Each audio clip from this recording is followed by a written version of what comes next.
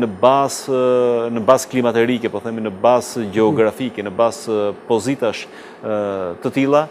Në bazë të dhënave, je shkenca këto? Në bazë të dhënave të evidentuara. Fjala vjen, Nordiku është më durimtar, ky nuk është. E kuptoj. Duke patur për referencë vetëm aspekte klimaterike dhe gjeografike, jo aspekte të tjera. E kuptoj esencën. Në bazë të shkencës deri ku kam rrit sot evidenca e bazuar shkencore, bazuar në hulumtime të mirëfillta shkencore në kontekstin psikologjik, kuptojmë që qenia njerëzore përgjithsisht është e njëjtë. Edhe nevojat tona të përgjithshme psikologjike dhe konstruktet e personalitetit përgjithsisht janë të njëjta. Mirë po, psikologjia moderne bazuar në evidencë shkencore nuk e mohon faktin se rrethonat sociokulturore mund të ndikojnë në shpërfaqjen e personalitetit dhe veçanërisht të personalitetit kolektiv.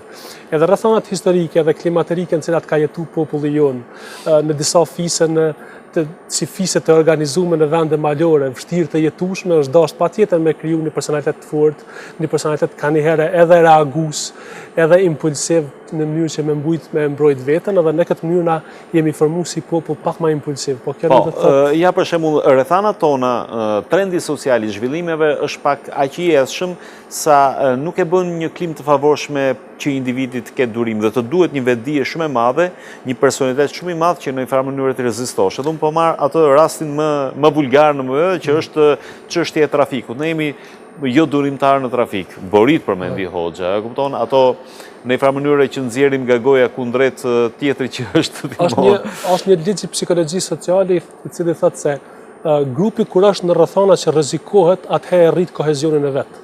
Edhe na si grup, etnia jonë shqiptare, si grup kopaskoj, kem qenë të rrezikuar prej popujve që na kanë rrethuar dhe na është dashur me rrit kohezionin ton. Edhe kjo rritje e kohezionit ka qenë në një formë mbyllje karshi kulturave edhe karshi formave tjera të botkuptimit.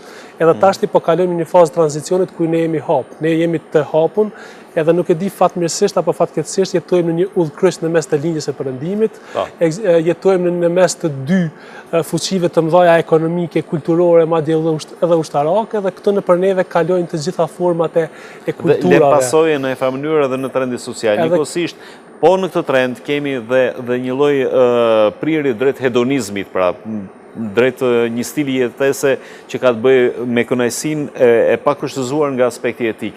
Është dhe kjo në një farë mënyrë një... Jo, kjo unë e konsideroj se në kontekst social kjo ka ardhur vetëm si rezultat i periudhës së tranzicionit.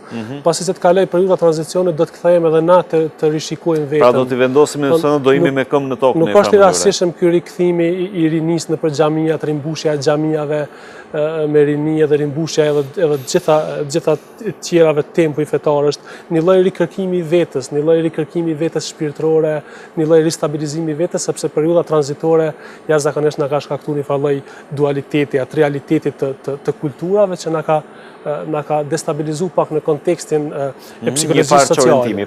Mirë, po momentalisht tash po kalojmë në periudhë të rehabilitimit.